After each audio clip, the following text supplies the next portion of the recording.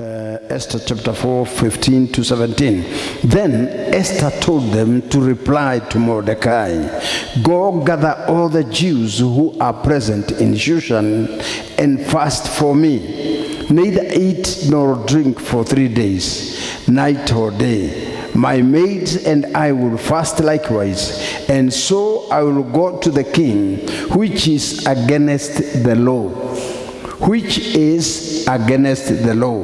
And if I perish, I perish." So Mordecai went his way and did according to all that Esther commanded him. Let's pray.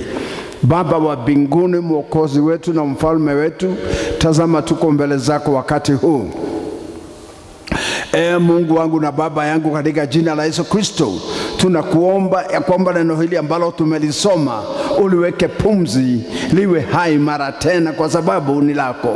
Maana sisi katika miili hii tutashindwa na kulielewa na kulifahamu, lakini katika neema yako Bwana na upendo wako na nguvu zako za Roho Mtakatifu na ufunuo wako tutaweza kulielewa. Na ni katika jina la Baba na la Mwana na Roho Mtakatifu tumeomba na kuamini. Kila mtu aseme amen.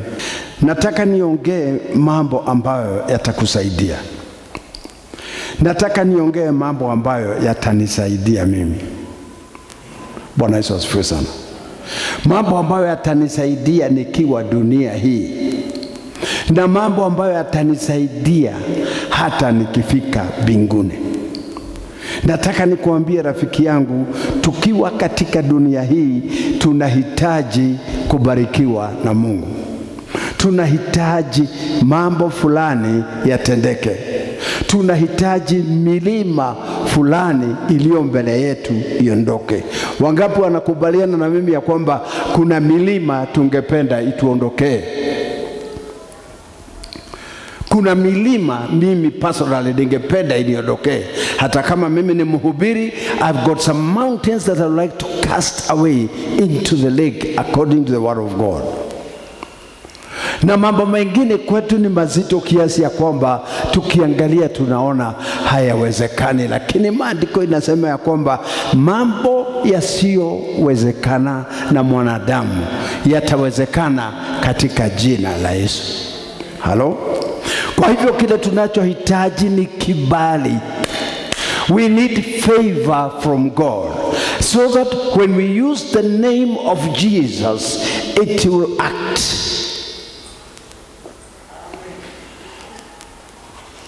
Bwana Yesu asifiwe. Unaweza kutaja jina la Yesu na hakuna kitu ambacho kitafanyika. Unaweza kuongea juu ya damu ya Yesu na hakuna kitu kinafanyika.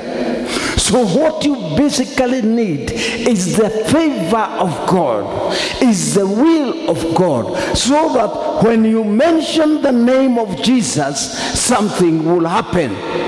Sababu unaweza kutaja jina la Yesu, unaweza kusema katika jina la Yesu, na useme katika jina la Yesu, na hakuna kitu kinatendeka. Lakini katika neema ya Mungu utaweza kutumia lile jina, na ukisha litumia mambo yatendeke katika jina la Yesu. Hapa naona ya kwamba kulikuwa na shida. Wala Wayahudi ambao walikuwa kule Babylon, walikuwa wamebaki kule. Mmoja wao akiwa ni Mordecai. Kuna jambo ambalo lilitendeka. Mtu mmoja ambaye aliinuliwa na Mungu aliitwa Haman, aliinuliwa na mfalme Ahasuero. Na wakati aliinuliwa na mfalme aliyosema, nimeinua Haman juu katika ufalme huu, na ninaamuru kila mtu atakayemuona Haman apige magoti yake na asujudie. Kila mtu atakayemuona ainame na asujudie Haman. Lakini mtu mmoja alikuwa anaitwa Mordecai, mtu wa Mungu. Yeye alikuwa siwa kutoka Babylon, yeye alikuwa ni Mwebrania, yeye alikuwa ni Myahudi. He was a Jew. Na unajua Wayahudi ni watu wa Mungu. Wanajua Mungu wa Ibrahimu na Isaka na Yakobo, na wanajua hakuna mtu mwingine ambao anatakiwa uinamie ama upigie magoti isipokuwa Mungu wa mbinguni. Jina la Bwana lisifiwe. Na kwa hivyo wakati sheria iliandikwa na ikawekwa muhuri, kila mtu apigie magoti. Huyu mtu anaitwa Haman, Mordekai akasema mimi sitapigia yeye magoti. Na Haman akaja, lakini huyu akakataa. Na wakati alikataa, maandiko inasema Haman alifanya njama ya kuua, ya kumaliza sio Mordekai peke yake, bali pamoja na Wayahudi wote ambao walikuwa katika Babylon. Na kwa hivyo akaandika barua, maana alikuwa ametukuzwa na mfalme, na akamwendea mfalme, akamwambia mfalme, katika nchi hii yako kuna kabila moja ambalo linaitwa Jews ama Wayahudi, na hawa wamekataa kata kutii amri yako. Wakati unatoa amri, kuna watu katika nchi hii ambao hawatii, ambao hawafanyi. Jina la Bwana lisifiwe. Na kwa hivyo mfalme akauliza Haman, tufanye namna gani? Akasema mfalme, vile tutafanya, tutaandika decree, kila mtu atii sheria ya mfalme, na yule hata tii auawe. Kwa hivyo hapo sheria ikatengenezwa na barua ikaandikwa, Wayahudi wote wataangamizwa kwa sababu Mordekai amekataa kuinamia Haman. Barua ikaandikwa na tarehe ikawekwa ya kuwaua Wayahudi wote. Huyu msichana anaitwa Esther, alikuwa Mordekai alikuwa ni mjomba wake. Sasa alikuwa ameolewa na mfalme ambaye alikuwa anaitwa Ahasuero. Na wakati alikuwa ameolewa na Ahasuero mfalme, sasa mfalme ametoa amri na amesema Wayahudi watauawa. Na huyu msichana naye alikuwa ni Myahudi, lakini kwa bahati mbaya ama kwa mpango wa Mungu akaolewa na mfalme. Jina la Bwana lisifiwe. Na wakati aliolewa na mfalme na yeye ni Myahudi, sasa ikafika wakati wa Wayahudi wote kumalizwa. Mordekai alitumania yule msichana na akamwambia huyo bibi ya mfalme, barua imeandikwa na kumetangazwa kwamba sisi Wayahudi wote tutauawa, na wewe Esther ni Myahudi, na wewe umeolewa kwa mfalme, na huyu mfalme ambaye ni bwana yako anataka sisi zote tuuawe. Mimi kama Mordekai vile naona kama uliingia nyumba ya mfalme huyu, naona kama huu ni mpango wa Mungu, wewe uwe malkia, ili wakati kama huu wewe Mungu akutumie kutuokoa. Lakini kuna kitu kimoja nataka kukuambia Esther, hata kama wewe hutakubali kutuokoa katika mkono wa huyu mume wako ambaye ni mfalme, Mungu atakuja kwa njia nyingine yoyote. Nataka leo nikuambie, kabla hatujaendelea mbele, wakati mwingine unaweza kwenda kutafuta msaada kwa mtu, lakini wacha nikuambie, hata ukienda kwa mtu ukitaka msaada, akatae kukupatia msaada, usife moyo, bado Mungu anaweza tumia mtu mwingine. Unaweza enda katika ofisi fulani ukitafuta msaada, hata kama ofisi hiyo inakataa kukusaidia, don't give up. Ujue God has a plan B. Mungu kila mara ako na plan B. Kama fulani hatakubali, ana fulani mwingine. Hivyo ndivyo Mungu anafanya kazi. Na hapa sasa tunaona ya kwamba Esther akatuma neno kwa Mordekai. Nimejaribu kufupisha sababu sitaki kwenda njia hiyo ya Mordekai na Haman. Nataka kuingia tu mahali ambapo nimesoma. That's where I want to concentrate on. Ya kwamba Esther alipopata hiyo habari kutoka kwa Mordekai na Mordekai alikuwa ametumana. Jambo la ajabu ni kwamba Esther alimtumania Mordekai, akamwambia, enda mwambia Mordekai atafute Wayahudi wote, awaambie wawe na siku 3 za kufunga na kuomba, na kwa hizo siku 3 wasile chakula wala wasinywe chochote, lakini wafunge for 3 good days fasting and praying. Not only fasting but fasting and praying. Sababu watu wengine tukisema ufunge na kuomba, mwingine anakaa tu bila kula chakula lakini haombi. Maandiko inasema ya kwamba, nisikiza vizuri, Mordekai aliita Wayahudi na akawaambia, Malkia Esther amesema tufunge siku 3, tusile na tusinywe na tuombe Mungu. Na yeye pia Esther atafunga siku 3 pamoja na wafanyikazi wake wote alionao, atafunga siku 3. Jina la Bwana lisifiwe. Ni kwa nini, I want now to come to my preaching, ni kwa nini Esther alitaka yeye afunge kula na kunywa siku 3 pamoja na wale wanaofanya kazi pamoja naye, wajakazi wake? Ni kwa nini Esther alitaka Wayahudi wote wafunge kula na kunywa siku 3 bila kula chakula na bila kunywa, na wakakubali? Akasema, ni kwa sababu mimi nataka kwenda kuona mfalme baada ya siku hizo 3. Na huyu mfalme ambaye ni bwana yangu ana sheria ameweka ya kusema ya kwamba kama mtu kama hajaita mtu, hata kama ni bibi yake, hata kama ni mtoto wake, hata kama ni mfanyikazi, hata kama ni askari wake, kabla hajamuita, wewe ukijipeleka kwa huyo mfalme unashikwa na kuuawa. Kwa hivyo Esther alijua, nikienda kwa mfalme kile kitu kitafanyika, nitaenda tu kuuawa.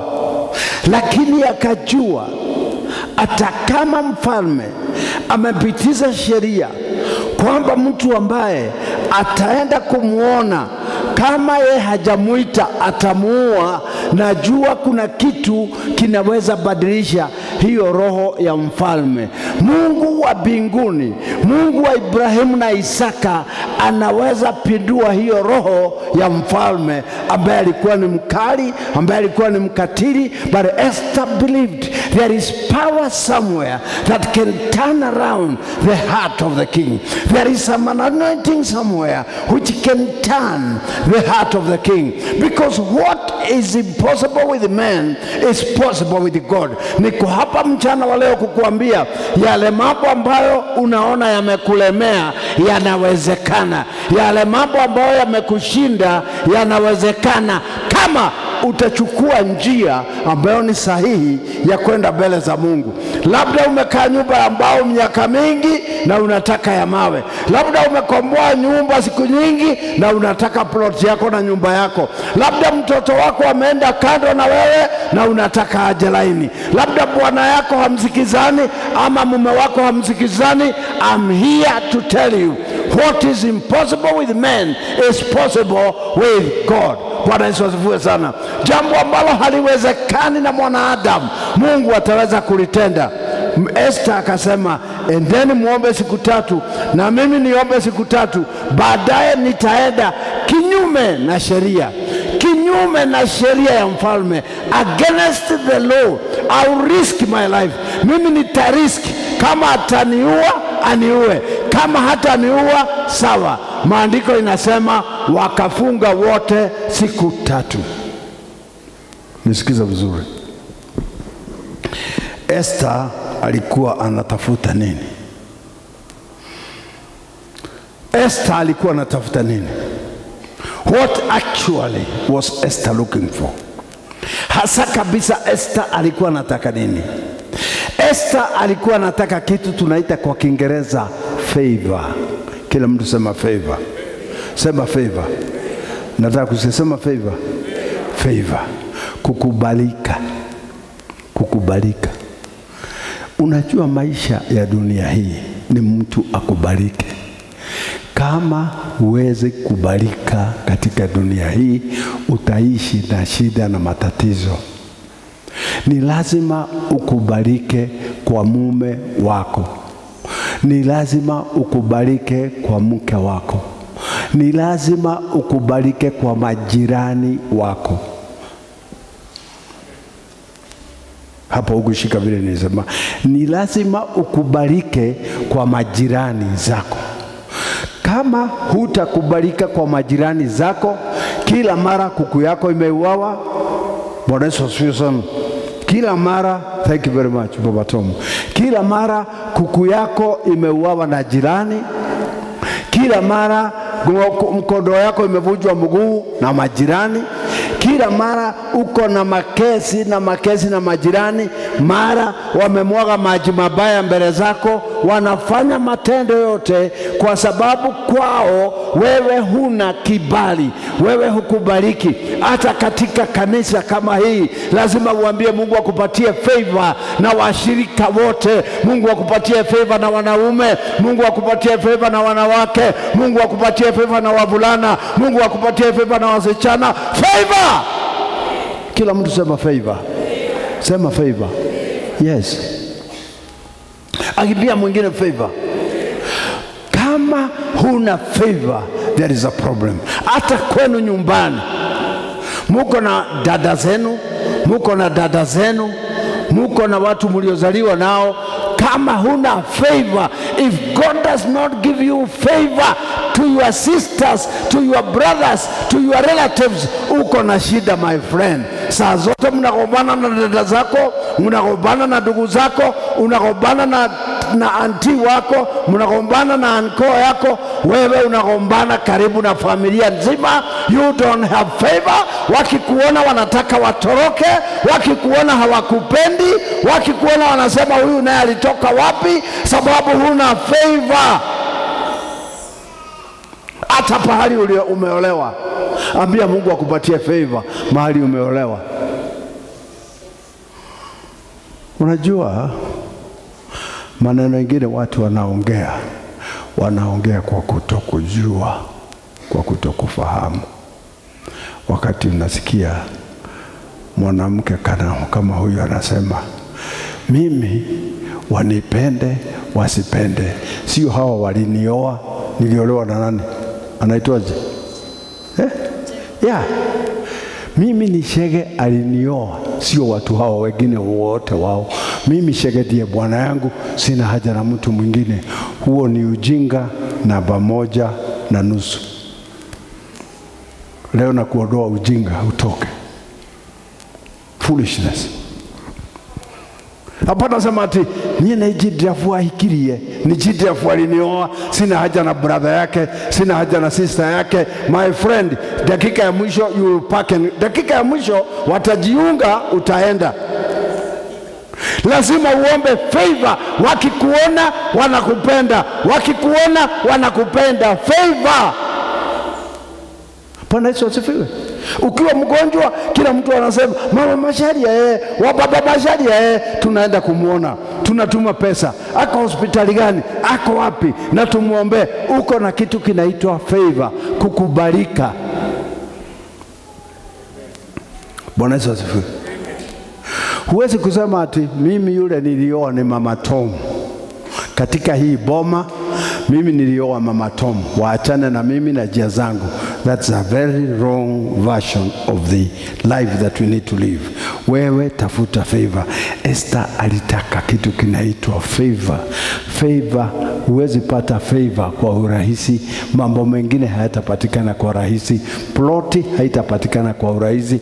Kujenga nyumba ya mawe hakutupatikana kwa urahisi. Mambo unayotaka watoto wako kusoma mpaka waende university haitapatikana kwa urahisi. Huo ni mlima ambao lazima uondoe katika jina la Yesu. Jina la Bwana lisifiwe. And you have to to brace yourself up. Ni lazima usimame kidete kama Esther, useme hii lazima itaniondokea njiani. Na maandiko inasema wakati siku ya 3 ilifika, Esther akajipamba vizuri. Ukisoma hapo chini nasema huyu mama alijirembesha, akavaa kifalme, kimalikia, akavaa sawa, akavaa vizuri. Sasa akaenda kwa mfalme, na maandiko inasema wakati mfalme aliona Esther kwa mbali, hata kama alikuwa ameweka sheria mtu asiende kwake, mfalme alisema, Malkia Esther, karibu. Ni nini unataka nikupatie? Hata kama unataka nusu ya ufalme huu wangu, Malkia Esther, nitakupatia. Esther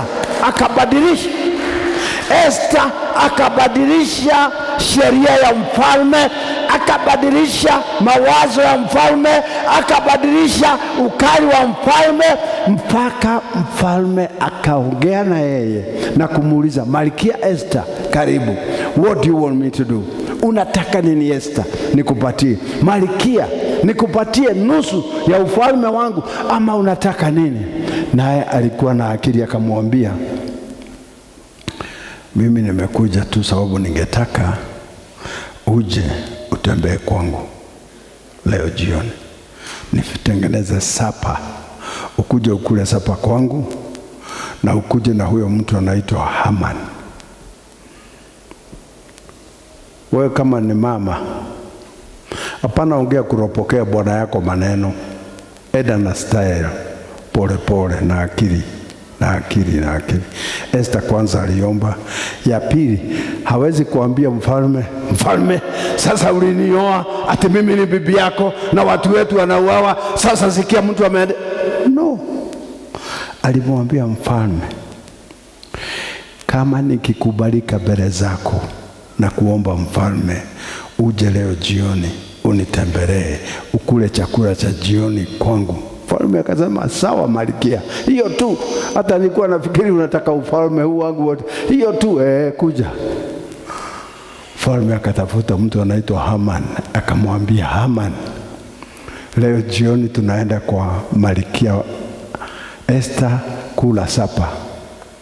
Wakaenda huko, wakala sapa. Chakula kimeandaliwa, kimetengenezwa mzuri, wakashiba. Baada ya kushiba, Esther akaleta divai, wakanywa, wakafurahia. Hakusema chochote Esther. Akaulizwa, ni hivyo? Ni hivyo mfalme. Mfalme akaenda, na kabla atoka kwa mlango akamwambia mfalme, hata kesho kama itawezekana, bado hata kesho niko tayari kupika chakula mzuri, mkuje na huyu rafiki yako Haman. Mtakuja? Ikakubalika. The following day akapika tena. Sikia hii hadithi mzuri. Akapika chakula kile kizuri kabisa. Ile anaweka kitunguu, anaweka nyanya, anaweka curry powder, anaweka chumvi ya kipima, isiwe nyingi na isiwe kidogo, akaletea mfalme. Wanaume ni kama ng'ombe. Sema hivyo. Sema hivyo. Ukitaka kukama maziwa, lazima umpatie vitu vizuri pale. Ng'ombe unapatia dairy meal na kadhara kidogo na kachumvi unauka. Saa ile inakula, sasa unakamua. Pana kodolea mume wako macho, atatoa hiyo macho. Bwana Yesu asifiwe. Wakati mfalme alikuja siku hii ingine, wakala, akawapatia divai, wakanywa. Sasa Haman akaanza kubabaika. Esther ndio akaanza kuambia mfalme mambo ya vile barua imeandikwa ili Wayahudi wote waangamizwe. Mfalme aliposikia hivyo, akatoka kwanza kwenda kukojoa. Wakati anaenda kukojoa, huyu Haman akaona mambo itaharibika. Esther alikuwa amekalia kwa kitanda yake namna hivi. Hamani akaja kwa ile kitanda akakalia kumwambia, tafadhali, tafadhali Esther. Sasa anaongea kabla mzee atoke kukojoa. Tafadhali Esther, tafadhali, tafadhali, tafadhali, hii maneno poesha. Usipopoesha nitauawa. Saa hiyo anamuongelesha Esther namna hiyo, ati ni kumpembeleza Esther, kumwambia hii maneno Esther, sasa umefikishia mfalme ataniua. Sasa wacha hii maneno tumalize. Saa ile anaongea hivyo, mfalme akaingia kutoka choo, anafunga zibu. Mfalme akasema, hehe, hata unataka kulala na bibi yangu nikiwa hapa?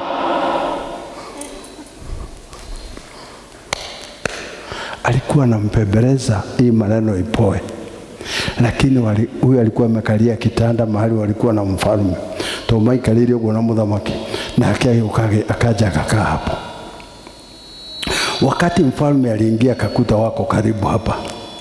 Sasa mfalme alisema, "Hii unataka kuninyang'anya bibi yangu hata nikiwa hapa wewe?" Akasema, "Mimi nasikia huyu Haman ametengeneza msalaba ya kusurubisha Mordekai, na amuru saa hii hiyo msalaba huyu Haman aende aagikwe kwa hiyo msalaba." Unaweza maliza adui zako kwa maombi. Kisu haitakusaidia, kichwa ngumu haitakusaidia. Sikia, hapana tuletea maneno mingi hapa. Unajua mambo mengine unashida kwa utaanza kuomba namna gani? Sasa ukija kuniambia ati umenyang'anywa Jidrafu na bibi mwingine, nifanye nini? Ati bishop, nataka tuombe. Nimenyang'anywa. Bwana yangu, ulinyang'anywa ukifanya nini? Ulinyang'anywa sababu ulikuwa na mguu mmoja na mwenye alikunyang'anya alikuwa na miguu mbili, ama ulinyang'anywa sababu yeye alikuwa na macho mbili, wewe ulikuwa na moja, ama ulikuwa na pua nusu?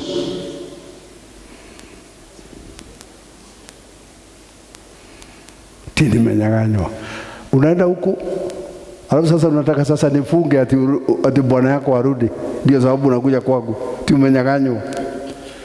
Sasa sababu ati niambie mama shiko leo sikuli ugali, ati nimenyang'anywa. Kama ukitaka maneno haya yaishe, dada yangu, chukua mshipi ufunge hapa kama Esther, na ufunge siku 3. Usile na usinywe. Uambie Bwana, unasikia Mungu, yule mume ulinipatia mimi tangu mwanzo hakuwa wetu na kampuni. Dakika ya mwisho alishinda akapata favor. Kwa nini? Alipata favor kwa sababu ya kufunga na kuomba.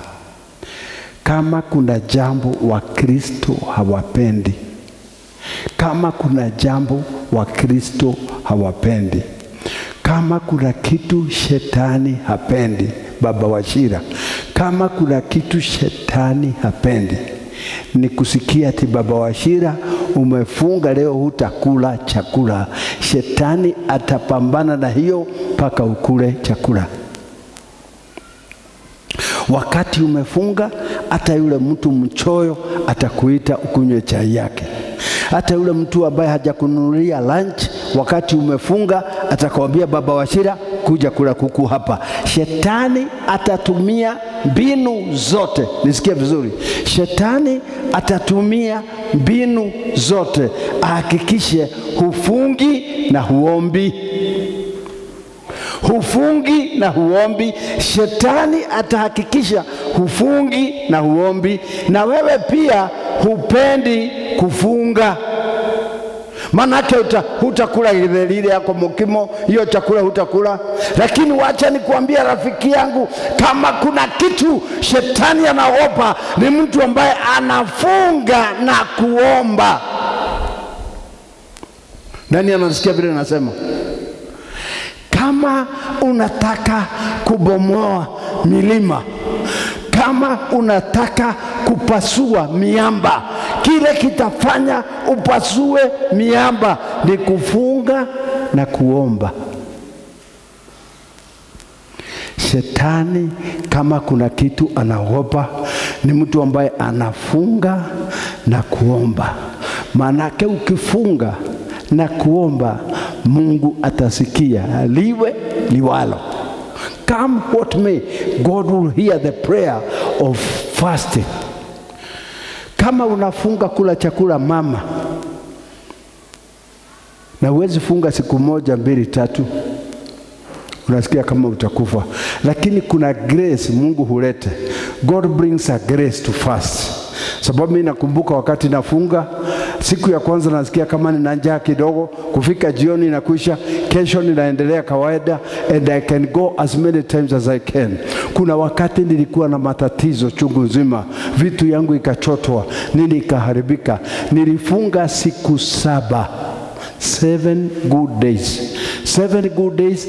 Ninasema nimefunga siku zingine nyingi, lakini hizi 7 sikula chochote na sikunywa chochote. Kama kuna kitu kiliingia ndani ya tumbo yangu ni mate peke yake. I lived on saliva for 7 days. Siku 7 baba, niliishi na mate ya mdomo wangu. Hakuna chakula, hakuna maji, hakuna chai, hakuna nini. Nami nikapata kitu kinaitwa breakthrough. Nikavunja mlima ambao ulikuwa mbele yangu. Baada ya yale maombi nikajikuta London. Baada ya yale maombi nikajikuta Singapore. Baada ya yale maombi nikajikuta Amerika. Baada ya yale maombi nikaendesha gari kubwa. Baada ya yale maombi nikajenga nyumba ya ghorofa. Maombi ya kufunga utabomoa milima. Kama unataka kubomoa milima iliyo mbele zako, na yale maombi niliomba, huwezi amini. Huwezi amini. Niliambia Mungu namna hii, Mungu, niko na shida. Kama hutanisaidia, sitaki nihurumiwe na mtu. Kama hujaona mtu anaomba hivyo, nikaambia Mungu, sitaki nihurumiwe na mtu. Sitaki. I don't want anybody to have mercy. If God, you are not going to help me, if God, you are not going to deliver me, don't let anybody have mercy on me. Let me die. If I have to die, let me die. Lakini Mungu akaniambia, kuja mtoto wangu, mimi niko pamoja na wewe. Maombi ya kufunga, unakaa bila kula chakula. Hata wakati tunasema 21 days, hebu tusome hapa katika kitabu cha Danieli. Kitabu cha Danieli 10. Inasema hivi, mstari wa 2. In those days I, Daniel, was mourning 3 full weeks. I ate no pleasant food, no meat or wine came into my mouth, nor did I anoint myself at all, till 3 whole weeks were fulfilled. Wakati Danieli alibeba mzigo wa Wayahudi, wale ambao walikuwa mateka kule Babyloni, Bible inasema ya kwamba Danieli anasema, mimi nilikaa siku 21. Nilifunga na kuomba siku 21. Kama vile tumetangaza katika kanisa hili kuomba siku 21. Wewe ndio unajipanga masaa ya kuomba, na mimi nimejipanga sawa sawa. Naomba asubuhi, wakati mwingine nakuja jioni, wakati mwingine nakuja asubuhi na jioni na kuwa hapa. Hata kama ni Sunday like today, you cannot believe it, nilikuwa hapa hata leo Jumapili. Hata leo Jumapili nilikuwa hapa. Sababu ninajua baada ya maombi haya kuna breakthrough nitapata. Hatuwezi kaa siku 21 bila kula chakula. Wewe mwenyewe unajipimia. Kama ni ile chakula unakulaga, unajua sasa kwa siku 21 sitakula chakula ya kushiba. Asubuhi saa zingine sitakunywa chai, wakati mwingine chai sitakunywa na mkate ama kitu namna hiyo. Wewe mwenyewe unajipanga, lakini unajua niko katika hali ya kujinyenyekeza mbele za Bwana. Ninanyenyekea mbele za Bwana. Hakuna wakati ninakula chakula nishibe for 21 days, kwa sababu niko katika hali ya kunyenyekea. Jina la Bwana lisifiwe. Na maandiko inasema ya kwamba, sikia, ukisoma hapo chini wa 5, I lifted my eye Now on the 24th day of the first month, as I was by the side of the great river, that is the Tigris, I lifted my eyes and looked, and behold, a certain man clothed in linen, whose waist was girded with gold of Uphaz. His body was like beryl, his face like the appearance of lightning, his eyes like torches of fire, his arms and feet like brushed bronze of color, and the sound of his words like the voice of a multitude. And I, Daniel, alone saw the vision, for the men who were with me did not see the vision. 7 is very important for us. It says, and I, Daniel, alone saw the vision, for the men who were with me did not see the vision. Baada ya Danieli kufunga siku 21 na kuomba, malaika alimtokea katika maono. Na maandiko inasema Danieli alikuwa pamoja na watu wengine. This is very important. Nataka usikize vizuri.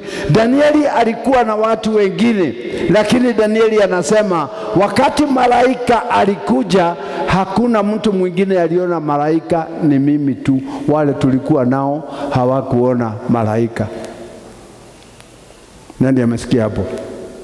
Wale wengine tulikuwa nao hawakuona malaika, lakini mimi niliona malaika.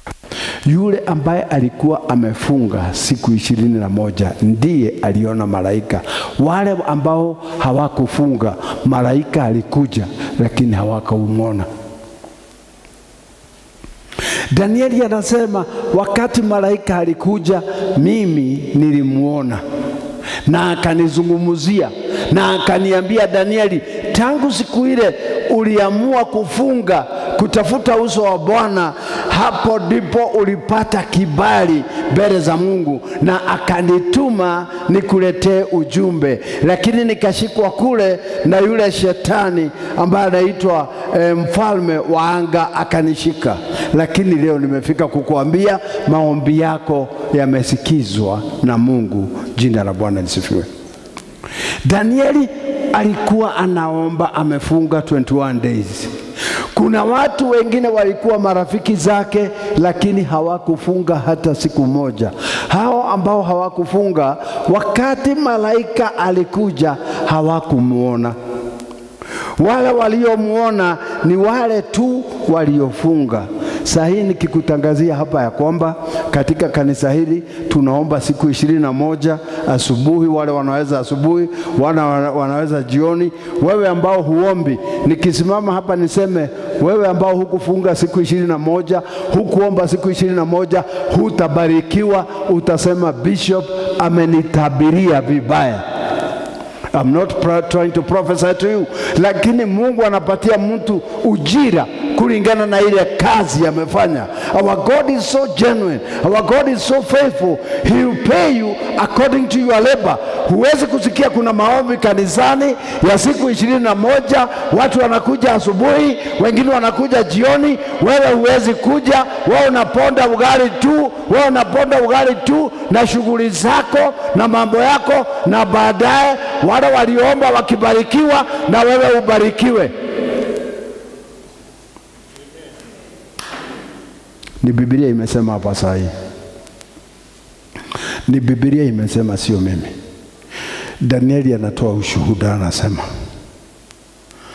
Danieli anatoa ushuhuda, anasema Mimi baada ya siku ya 24, baada ya kufunga siku 21, baada ya siku 24, malaika alinitokea, na sikuwa peke yangu, tulikuwa na marafiki zangu. I was not alone. Lakini marafiki zangu hawakuona yule malaika, mimi tu ndio niliona malaika. Na wakati malaika aliongea hawakusikia, mimi tu ndio nilisikia. Kwa sababu gani? Maana mimi ndio nilikuwa nimefunga siku 21, hawa hawakuwa wamefunga. Jina la Bwana asifiwe. Halo? Bwana Yesu asifiwe. Kuna mtu anafikiria itakuwa kawaida. It can't be business as usual. Hata wakati nasimama hapa kuombea watu, naombea watu wanapanga laini mpaka huko, naombea watu. Lakini kuja Sunday ni watu 5, ni watu 6 ambao wametendewa, ambao wameponywa, ambao wametendewa muujiza, wametendewa ishara.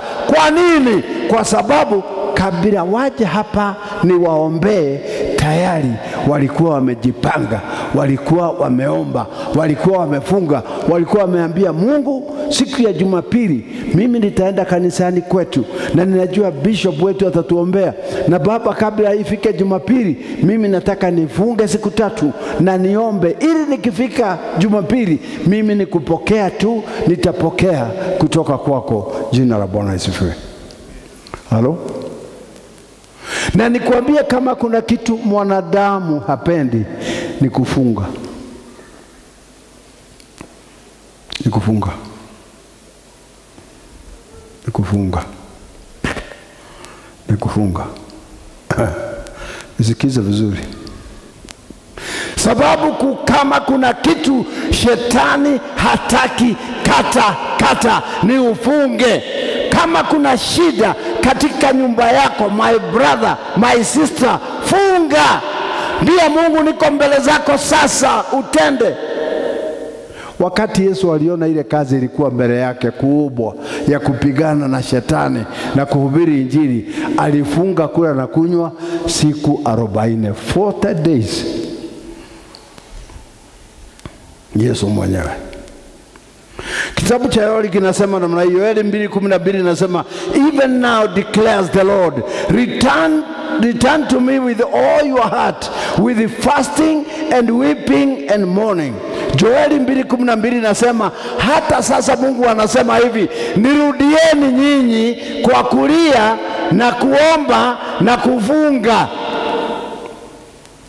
Yoeli 2:12 Mungu anatangaza, nirudieni mimi, sio hivi tu, lakini kwa kufunga na kuomba na kulia, na mimi nitawatendea. Nitawatendea kama mtanirudia mimi kwa kufunga na kuomba na kulia. It is as serious as that. Biblia inasema hivyo.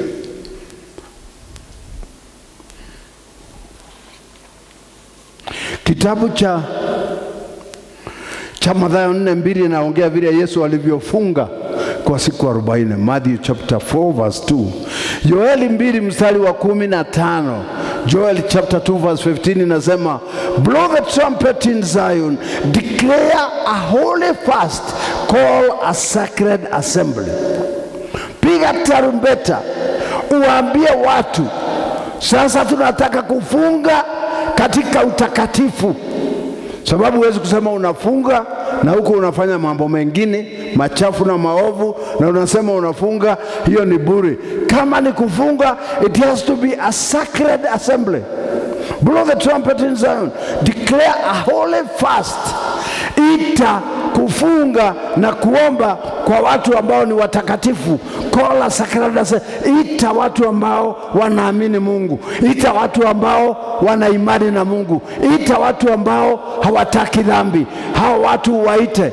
Jina la Bwana lisifiwe. Na ukisha waita hawa, blessed be the name of the Lord, ukisha waita hawa, muombe na kufunga, mrudia kwa njia hiyo, na mimi nitaonekana katikati yenu. Jina la Bwana lisifiwe. Blessed be the name of the Lord. Hello. Kama unanisikia inua mkono juu. Kuna mahubiri mengine wakati Mungu ananipatia nihubiri, ninajua hii itanipa kisogo, kwa sababu sasa ni kama dawa ile unashika watu mdomo wa meze na wataki. Ukianza kuambia watu wafunge waombe, sasa unataka tu mkosane na hao. Lakini ni afadhali tukosane na wewe na uende kama nimekuambia. Kwa hivyo kuna wakati lazima upatie mtu ile kitu inamstahili, apende asipende. This is a gospel that you must hear. It is a deliverance gospel. Hii ni ya kukukomboa. Ugali haitakukomboa. Biblia inasema tumbo ni ya chakula na chakula ni ya tumbo na zote zitakwisha. Tumbo ni ya chakula na chakula ni ya tumbo na yote itaangamia. Hata sasa hivi nikuambia mzee simama. Nikamwambia mzee, wewe ni rafiki yangu, simama. Nikikuuliza baba Ashira, ili ufike hiyo miaka huko naye umekula kuku kama ngapi? Mingi. Mingi. Na chapati? Ni nyingi. Ni nyingi. Na nyama ya kondoo? Karibu yote. Haya, hebu ziweke hapa sasa tuzione. Hizo kuku zote umekula na weka hapa. Kwa hivyo tumbo hili ni ya chakula na chakula ni ya tumbo na zote zitaisha, lakini neno la Bwana litaishi milele. Jina la Bwana lisifiwe. Neno la Bwana litaishi. The name of the Lord shall forever remain settled in heaven. The word of the Lord is forever settled in heaven. Lakini ukijifunza kuomba na kufunga, utapata kitu tunaita breakthrough. Maombi yanayovunja milima, maombi yanayoondoa milima, maombi yanayopasua miamba. Blessed be the name of the Lord. Is Mark chapter 9 verse 28 and 29. After Jesus had gone indoors, the disciples asked him privately, "Why couldn't we drive it out?" He replied, "This kind can come out only by prayer." Nataka kuonesha uongo wa mabibilia hizi mnarogota. NIV inasema this kind can come out only by prayer. Haya, kuna ile translation ya kwanza inaitwa King James Version. King James Version ambayo ni the original translation kutoka Hebrew inasema hivi mstari wake, and when he was come into the house, the disciples asked him privately, "Why could we not cast him out?" And he said unto them, "This kind can come forth by nothing but by prayer and fasting." King James inasema hivyo. Ukiweka ile tunaita New King James inasema hivi. Mstari wa 28 Marko 9, Marko 9 28 mpaka 20. And when he had come into the house, his disciples asked him privately, "Why couldn't we not cast it out?" So he said to them, "This kind can come out by nothing but prayer and fasting." Haya, kaa vizuri uniangalie. Biblia imekuwa translated, kuna translation mingi. Hii inakuwa translated, hii inakuwa translated.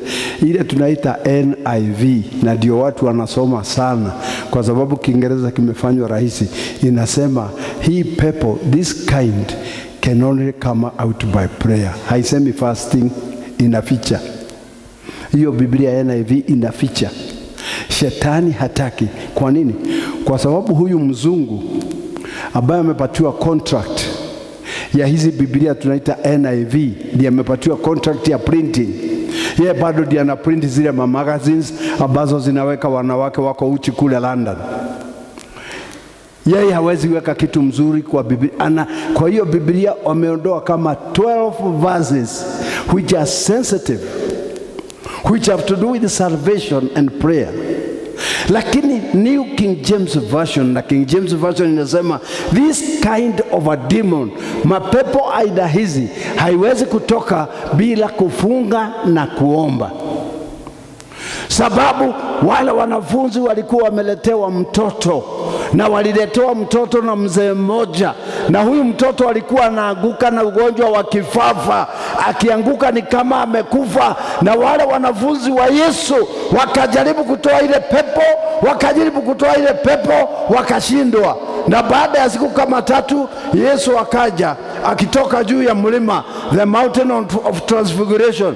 Alikuwa ameenda pale mlima, yeye na Petro na Yohana na Yakobo. Na wakati aliteremka pale chini, hawa wameombea yule mtoto kama siku 3, mtoto haponi, pepo haitoki. Yule mzee mwenye mtoto akamwambia Yesu, hawa wanafunzi wako niliwaletea huyu mtoto, siku 3 zimekwisha, wamejaribu kutoa hii pepo, wameshindwa. Biblia inasema Yesu akashika ile pepo, akaikemea, ikatoka. Wakati ilitoka, wanafunzi walishangaa, wakagojea.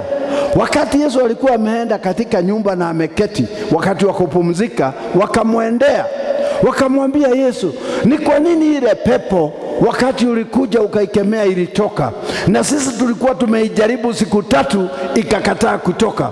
Yesu akawaambia, mapepo zingine hazitoki ila ufunge na uombe. Kuna mapepo haitatoka kwa nyumba yako, kuna mapepo haitatoka kwa watoto wako, kuna mapepo haitatoka kwa mume wako, kuna mapepo haitatoka kwa mke wako, mpaka ufunge na uombe. Jina la Bwana lisifiwe.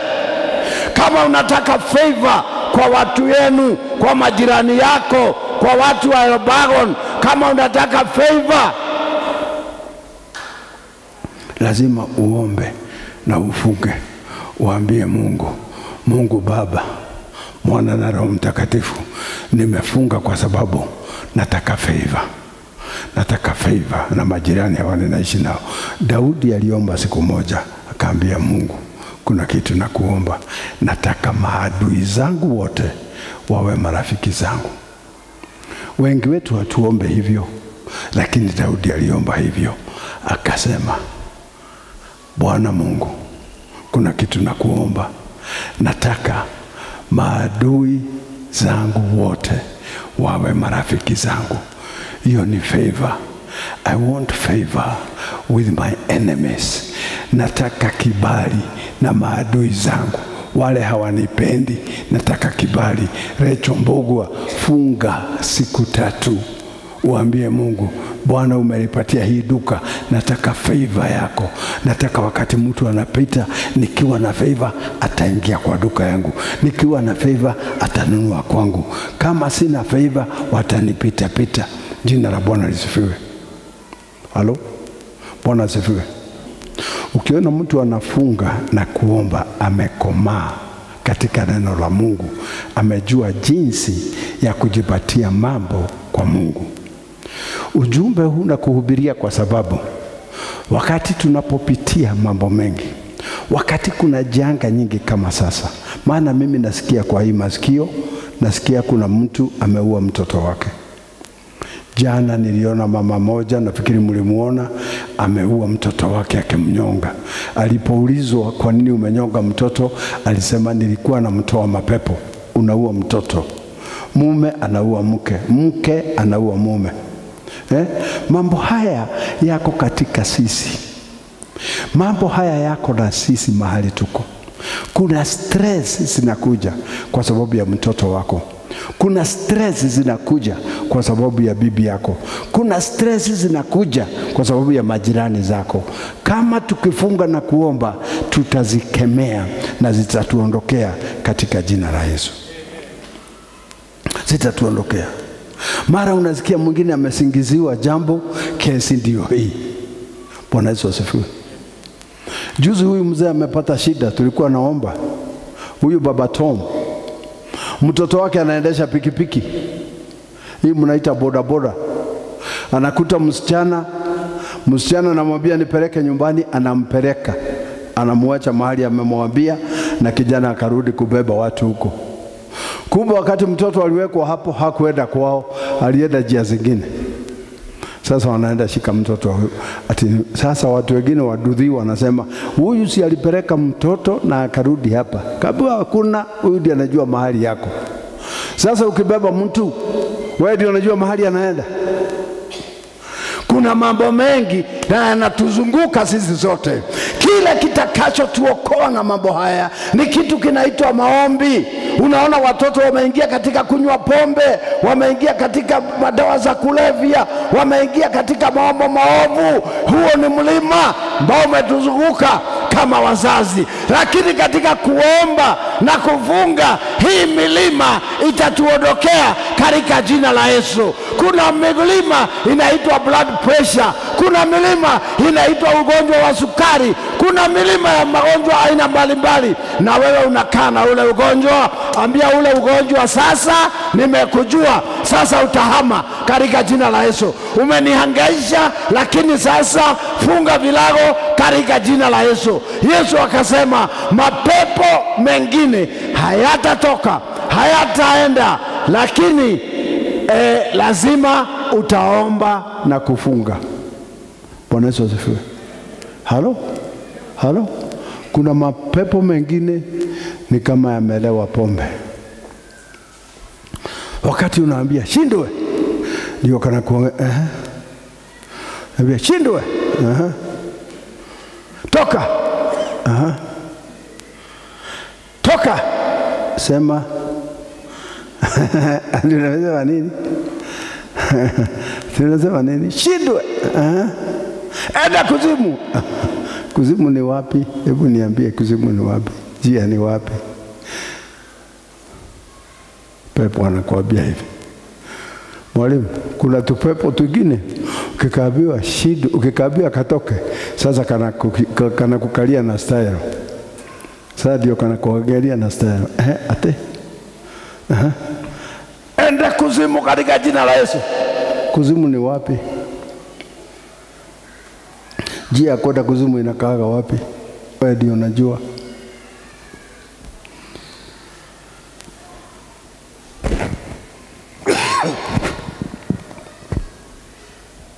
Ufunge, kula na kunywa, uombe, ule mlima utaondoka, ule mlima utaubomoa.